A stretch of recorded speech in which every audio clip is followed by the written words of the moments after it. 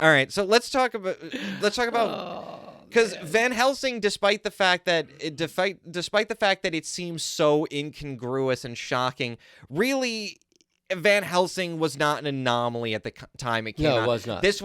There was definitely a moment from the late 90s through to about the mid-aughts where movies like Van Helsing, that was the vogue of action, big budget action movies. We're talking about dark action or gothic action fantasy movies. We're talking, and I remember I've said this on previous episodes of the podcast where it's really weird thinking about how, before Spider-Man and before the Marvel Cinematic Universe, it really was the norm for superhero movies to be sort of darker and, the 90s and mid-aughts version of edgy, which, edgy as far as a teenager was deemed appropriate of, consuming. Yeah, right. It's really interesting to think about how, the big movies that they attempted to make into the early, superhero franchise films were stuff like The Crow in 1994, Spawn in 1997, Blade in 1998, X-Men in 2000, and I also think Hellboy in 2004, Catwoman in 2004, Constantine in 2005. It's like this was the norm. Movies like Van Helsing is like, this is what movie studios. A prototype. Yeah, well, this is what movie studios thought American audiences wanted. They thought they wanted action movies and big sci-fi and fantasy spectacles, but with a sort of patina of sort of hot topic, alternative music, sort of edginess. Right, you put those elements in, and of course, doesn't have any of them. And of course, you also of course can't forget, other sort of ancillary, sort of dark action fantasy movies or dark science fiction movies. Like obviously, The Matrix is a sort of casts a long shadow in terms of the late 90s, in terms of just how much it affects the look and the spectacle of action movies.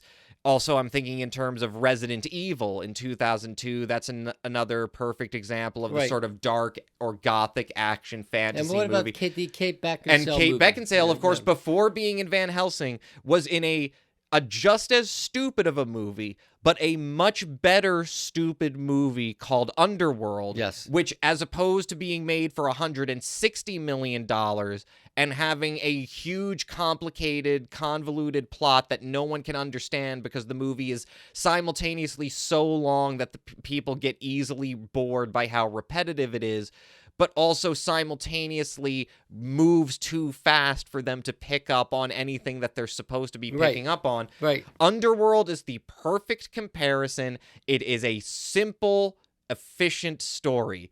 Vampires and werewolves have been fighting for eons. They're still fighting today. There is a man who is being turned into a werewolf and needs to be killed because he might represent a peace that can be formed between the vampires and werewolves, that vampires and werewolves can coexist. It's a Romeo and Juliet story, and it's incredibly stupid, but it works. Yeah. It's incredibly entertaining. And it's atmospheric. Exactly. It's atmospheric, it's dark, it's got a nice aesthetic, it's obviously incredibly derivative of The Matrix, and obviously, like all low-budget films that were ripping off The Matrix, it tries to do Matrix-style action, but not nearly as well because there's not the same technical proficiency, there's not the same ingenuity, it's more repetitive in terms of its action. But at the end of the day, and more importantly from an investment perspective, Underworld cost $20 million. Unbelievable. And made much more money than that at the box office, because guess what, folks? In the 21st century, the days of mass audiences going to see monster movies like in the 30s and 40s or even the 50s are over. Monsters don't have the same salience that they did back then. Because monsters back then had an allegorical significance. They were an evocation of something that was deeply felt and deeply feared. Right. Human Right. beings in the modern world don't fear No. monsters anymore because human beings themselves are already too scary. People are already too scared by there's no, I think you're right. Not that way. I think what you said, a lot of those movies in the old, they were allegories for the world order, correct? At that time. And you're right. You're absolutely right. And we don't have a world order now. It's too diffuse. It's too flat that there's no real major threat of other than total annihilation. Right, exactly. There's this sort of apocalyptic sort of malaise. Malaise. That's what it is. An apocalyptic malaise. A very good way of putting it. And so when you do that, you're numb. And so you really but that doesn't mean you can't make a good movie. I'm sorry. I mean, no, it doesn't mean you can't make a good movie. And that's what I'm saying. I'm not saying you can't make a good movie. No, but I get your point in terms of the audience appeal and attraction to something like that. But you're absolutely right. That's true. And it should be said, obviously, I think the movie that Van Helsing is the most similar to as part of this sort of cohort of the dark fantasy or gothic fantasy action movie is a movie that came out the year before, which also bombed, which was a little movie called The League of Extraordinary Gentlemen, which is very similar in its attempt to take sort of classic movie monsters.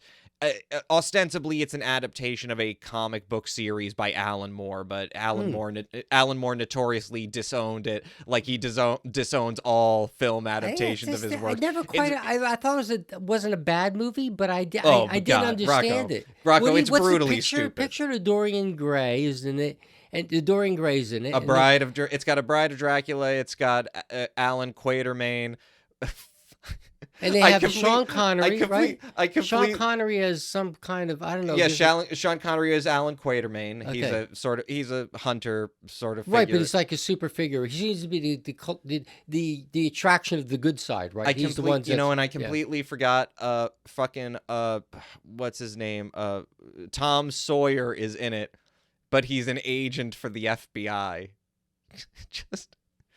Oh my God! Well, that's better than Abraham Lincoln Vampire Slayer. I mean, no, it's not. No, it's not. Abraham Lincoln Vampire Slayer is much better. We should have reviewed that one. But to tell you the truth, I have not seen it start to finish. It's so good. It's so entertaining and really earnest and heartfelt. This is where, what do you call these people? Patron, voting. Or patrons, yeah. The idea is that sometimes you have to educate them. I mean, this was not a waste of time. I don't think because it was educational. It doesn't give you much. How do you say? Doesn't inspire much confidence for the future. Right. With these conglomerates.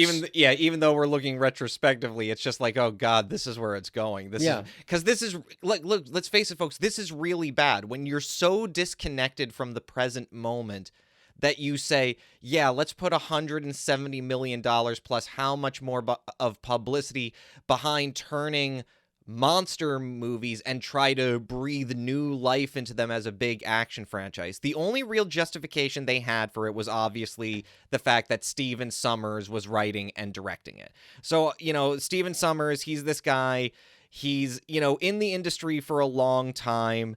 He doesn't have a lot of major hits behind him, but like in 1999, they released The Mummy. So like basically. What did he do, by the way? Okay. So let's just really quickly. I'm just going to burn through Sommers' biography. So he gets his master's from USC School of Cinematic Arts. Okay. So we're well into the generation of filmmakers who everybody goes to film school. We're well into the generation. Yeah, well, you have to. Well, yeah. Point. Well, it's also you have to because Quentin Tarantino days are over. Yeah, exactly. This is the era where you have to make connections. You have to have a stamp, and you have to. Well, you have to learn how to. Work within the society, the society of manners that is the modern day sort of. Sometimes it works out right? I mean, go ahead. Yeah, so he gains enough notoriety from his student short film from 1988 that he gets funding on his first feature, which is a teen racing film called Catch Me If You Can. It gets released in 1989. He shoots it on location in his hometown of St. Cloud, Minnesota, for about $800,000. It's not a domestic success, but it performs well overseas. His next filmmaking opportunity doesn't come until 3 years after that, when Walt Disney Pictures taps him to write and direct The Adventures of Huckleberry Finn, which gets released in the spring of 1993. It gets good reviews, and it has solid box office against a really low budget of $6.5 million. So he begins in low budget stuff. He's like coming up from the they're in. The studio chairman of Disney at the time, Jeffrey Katzenberg. Katzenberg, yeah. He's really impressed by Summers, and so he has him helm the new live-action adaptation of The Jungle Book, which is the one with starring Jason Scott Lee. That wasn't a bad movie. No, it wasn't. No. It was, it's released on Christmas Day, 1994. It was another critical success, but it didn't really light up the box office. It manages to just barely break even. Nonetheless, Summers continues to find employment with Disney. He works as a staff writer for Hollywood Pictures, which is a production label of the Walt Disney Studios, and he starts contributing to the writing and executive producing of Tom and Huck, which is a 1995 follow-up to The Adventures of Huck Finn, as well as a TV movie adaptation of Oliver Twist, which airs in November 1997. In the meantime of all this, he's been writing an action horror film titled Tentacle. The project was eventually greenlit for production by an independent company called Synergy Pictures in a partial financing and distribution deal with Hollywood Pictures. The Walt Disney Company and Walt Disney Studios, they frequently use different studio mastheads in order to distribute films that they are worried will compete with public perception of the company as a family-oriented business. The movie ends up finally being retitled Deep Rising. It gets released in January 1998. It's a critical and financial failure, and it would prove to be the second to last film produced by Synergy before the studio was closed in the same year, with most of its library going to Disney. Summers had become aware that producers Sean Daniel and James Jacks were developing an update of The Mummy for Universal in 1993, so all the way back when he was still doing The Adventures of Huckleberry Finn, but he was unable to get his foot in the door to make his own pitch for the project until 1997, Jackson Daniel having failed to come up with a workable script or hold down a director. Whereas Universal had originally only been interested in producing a low-budget horror film, a shakeup in management resulted in a studio that was more amenable to Summers' idea of a big-budget fantasy adventure story in the vein of Indiana Jones, taking the classic elements of the original film and simply playing them out on a grander scale. With a final screenplay rewritten by Summers, the production was greenlit for production with a budget of $80 million, released in May 1999. It polarized critics, but was a smash success at the box office. The film wound up spawning an equally successful sequel, The Mummy Returns, in 2001, written and directed by Summers, and an eventual prequel, The Scorpion King, from 2002, on which Summers was an executive producer. And of course, The Scorpion King spawned a string of direct-to-video sequels itself. Impressed by the Mummy films, Universal naturally turns to Summers when it starts getting interested in reviving its other horror properties. So Summers conceives of an idea of doing this homage to classic Universal monsters in the mold of one of the 1940s monster rallies, albeit executed as a high-concept action fantasy movie. So compared to the $80 million it takes to do The Mummy, we're now getting twice that budget to do, again, basically they're just asking Summers to do something very simple. Do The Mummy, but with our other monsters. Now, the problem is that The Mummy works. And The Mummy works for precisely one reason, which is that all Summers was doing was saying, let's just take the basic elements of that story and extrapolate it into something a little more sweeping and grandiose that we can do with a much bigger budget and contemporary special effects. Right. And there's something there. It's like The Mummy already takes place in Egypt. There's already an excuse for like these big sweeping sort of epic scope. Again, he's saying, let's tie it to something that we know works, like Indiana Jones. People like these sorts of sort of two-fisted, high concept adventures. The problem with Van Helsing is that you have to wonder what were they thinking they were going to extrapolate out of just putting these monsters in this context. It's not the monsters in context. It's Van Helsing. Right. And that's the nature of Van Helsing. And it's not Van Helsing. It's Gabriel Van Helsing. It's not Van Helsing Alexander Van Helsing, who's the professor, the professor, a scientist and doctor, right? Right, exactly. So once those elements are gone, then everything doesn't fall. Everything just is a mess. It could have been done right, I think, a little more character development. But you're right. I mean, the fact is, you don't use the same theme. The Mummy is exactly what it is. Grave robbers get revenge. They get revenged by the. There's also a love story at the heart of it. There's something a love very story, simple, very similar to, of course, the Dracula movie with the Mummy movie with Christopher Lee playing the Mummy, and of course Peter Cushing, where the wife looks like the girl that he died for. Right, the woman he died. So and because you have those themes, it makes sense. Yeah, I mean, it makes sense. And I thought The Mummy was a good movie. Yeah, and I think despite the only drawback I find is again this swashbuckling. I don't know. There's a repetitiveness to it. There is a repetitiveness. Like you see the weakness of Summers' writing and his action direction. It's like there's nothing about The Mummy that suggests that he's going to be, or even and that's the thing. The Mummy is clearly building on movies he made in the past. He made an adaptation of a Mark Twain book.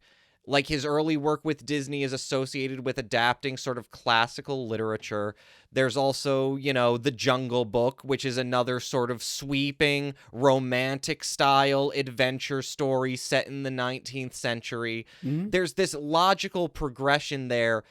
And then you get to Van Helsing, and it's like you understand that, obviously Summers seems to be earnestly a fan of these old classic horror movies, but it's really not clear why it was thought that this was the best way to execute this kind of story, as opposed to, again, look, just make a low budget, a couple $1 million to make a monster movie, because that's who goes to see because that's the floor you accept when you're making horror films.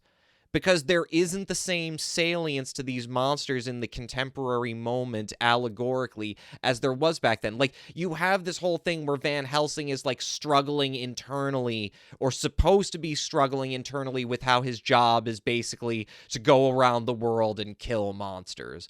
And how he struggles because deep down, it's like that dumb thing where it's like, ugh, am I really a monster inside? I don't know who I am or what my past is. But the point is that The Mummy wasn't contextual either. Nobody knew about that. You get anybody that age that looked at The Mummy, they had no idea of the Universal films or whoever it was. Well, right, but there's no sense of knowing anything of the history of The Mummy. But it works not because necessarily that it works off the theme of the original movie.